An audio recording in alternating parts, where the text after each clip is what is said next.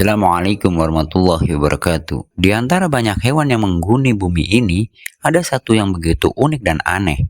Ini menjadi tanda kebesaran Allah yang tak terbantahkan. Dialah platypus, hewan yang tidak biasa. Seakan-akan Allah menciptakannya untuk menunjukkan bahwa tidak ada batas bagi kuasanya dan membuat manusia tidak ada ruang untuk menyombongkan diri dengan teori-teori sainsnya. Platypus bukanlah sekedar keanehan dan keunikan biologis, tapi mengajak manusia untuk berpikir, merenung bahwa kita tidak ada apa-apanya di hadapannya. Masya Allah, lihatlah keanehan makhluk ini. Tubuh mirip berang-berang, tapi memiliki paruh seperti bebek. Kalau otak manusia pasti akan berpikir, apakah berang-berang berselingkuh dengan bebek? Bagaimana mukmin? Wong si mukmin seharian di kebon. Kapan selingkuhnya? Kok malah bahas si mukmin ya? Oke, kita putar dulu intronya. Seperti biasa kawan, siapkan dulu kopinya agar lebih asik menonton videonya dan agar kita lebih kuat menghadapi kenyataan-kenyataan hidup. Dan yang baru bergabung dengan channel ini jangan lupa like, subscribe, dan nyalakan loncengnya untuk mendapatkan video-video terbaru dan hikmah dari channel ini. Sebagai pengantar, saya jelaskan dulu tentang sejarah penamaan platypus. Jadi dari dulu, semua penemuan hewan akan dikirim ke para ilmuwan di bidangnya, seperti naturalis, ahli botani, ahli zoologi, dan taksonomi, dan ilmu-ilmu yang lain, dalam bentuk asli maupun bentuk awetan, atau berupa data-data tentang hewan tersebut, untuk dikonfirmasi dan diberi nama, dan diklasifikasikan sesuai dengan tata nama binomial nomenklatur. Inilah yang terjadi pada Pak D. George Shaw. Susah amat nih ya. Seorang naturalis asal Inggris di tahun 1799 yang dikirimi awetan platypus. Dia pun termenung, dalam hatinya bertanya, wah bercanda nih orang, masa ngirim gue awetan binatang palsu? Main-main dia. Jadi dia itu menilainya palsu dan mengatakannya ini terbuat dari beberapa hewan yang dijahit menjadi satu. Nggak tanggung-tanggung, dia kemukakan pikirannya ini ke dalam buku The Naturalist of Miscellany. Dia menyatakan bahwa dari semua mamalia yang belum pernah dikenal, platypus lah yang paling aneh, menunjukkan kemiripan yang sempurna terhadap paruh bebek yang tertanam di hewan yang berkaki empat.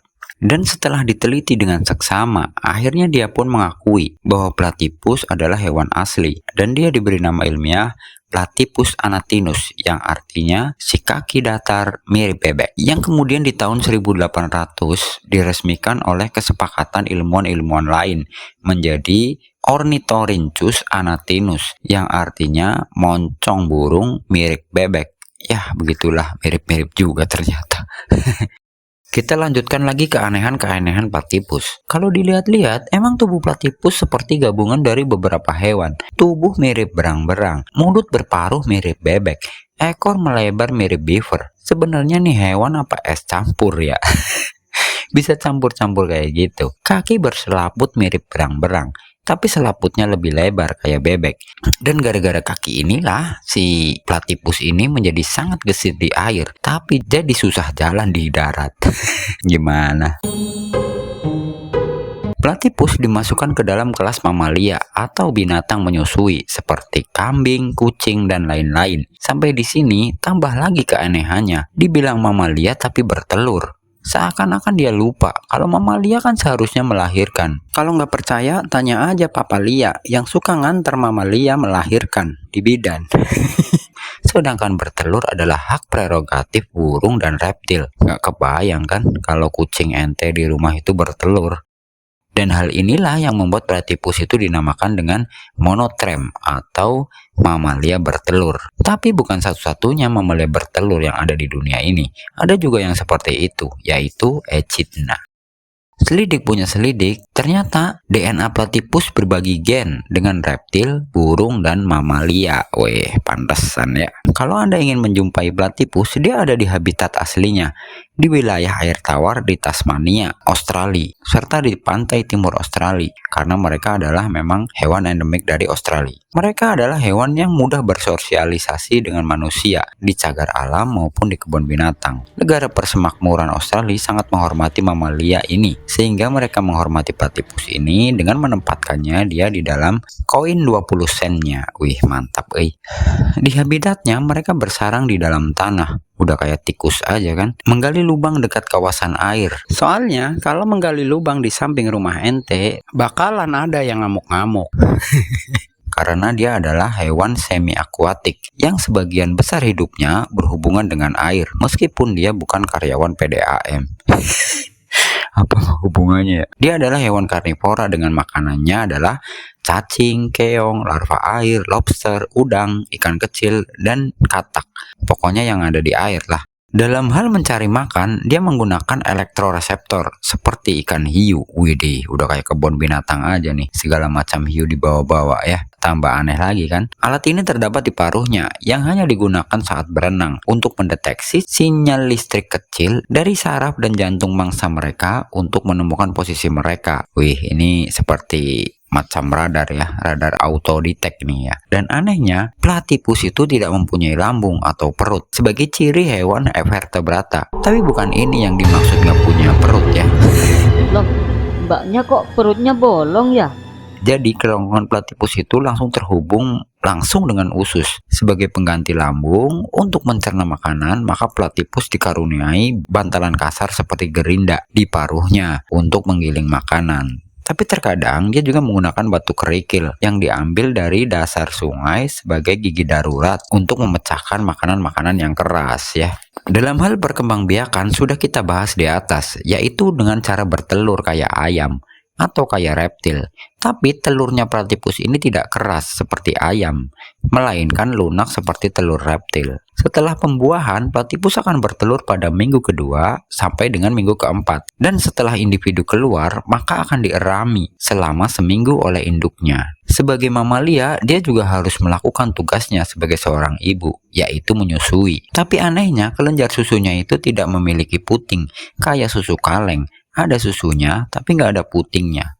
Tapi tenang aja, meski nggak punya puting, si bocil-bocil platypus ini udah tahu tempatnya. Susu itu akan keluar melalui pori-pori induk mereka, dan susu platypus ini akan menggenang di perutnya, dan bayi-bayi mereka akan menyedotnya dan menjilatinya. Mereka akan menyusui hingga 4 bulan sebelum berenang dan bisa mencari makan sendiri.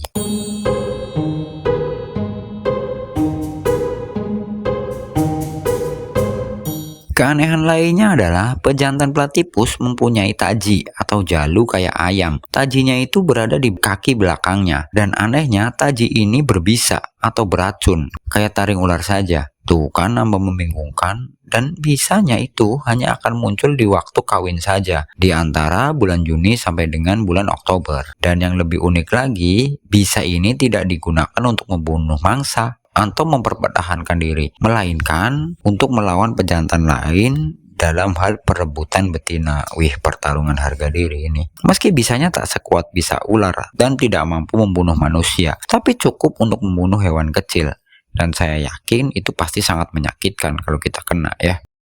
Ilmuwan menganalisa lebih lanjut bahwa susu dan bisa platypus memiliki manfaat yang luar biasa bagi manusia. Ilmuwan Australia telah menemukan bahwa susu platypus mempunyai antibiotik yang menakjubkan, yaitu memiliki kemampuan mengalahkan resistensi antibiotik dari bakteri yang mampu menurunkan kekebalan tubuh. Wih, hebat, mantap. Tapi penelitian ini sedang disempurnakan ya, belum sepenuhnya digunakan. Sedangkan racun platypus atau bisa platypus sedang dikembangkan untuk obat baru seperti obat penyakit diabetes. Ya, moga-moga berhasil lah.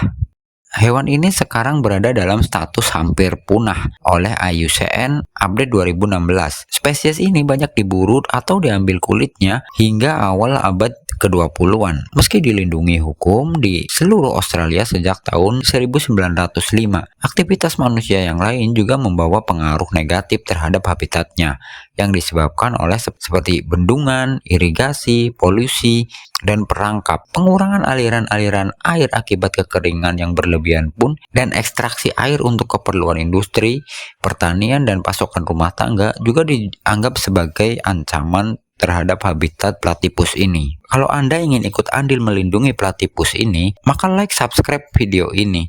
Apa hubungannya ya? Maksudnya begini, dengan like, subscribe, dan share video ini, maka akan memperluas informasi tentang platypus yang sudah mulai terancam punah, gitu maksudnya ya. Demikianlah sekilas tentang platypus, hewan yang penuh dengan keanehan. Mungkin banyak lagi fakta-fakta platypus yang belum tercover dalam video ini. Silahkan tambahkan di kolom komentar. Terima kasih. Assalamualaikum warahmatullahi wabarakatuh.